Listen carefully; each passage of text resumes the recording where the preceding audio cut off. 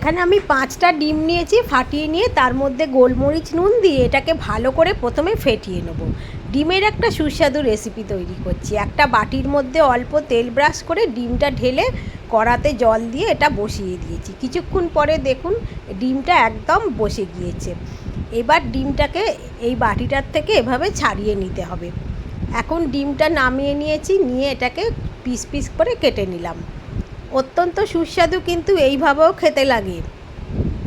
এখন আমি এতে দিয়ে দেবো একটু সোয়া সস দিয়ে দিলাম। একটু সোয়া সস দিয়ে এবার এখানে দিয়ে দিচ্ছি একটু পাতিলেবুর রস। সোয়া সসটা 2 চামচ দিয়েছি, পাতিলেবুটা একটা গোটা পাতিলেবু দিয়ে ভালো করে এই ডিমের পিসগুলো মাখিয়ে নিলাম।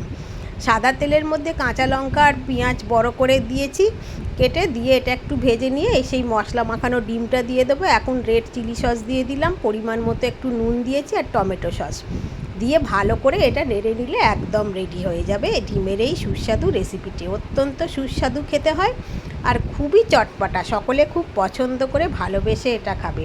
এটা একবার বানিয়ে খেয়ে দেখবেন। সকলকে অনেক ধন্যবাদ।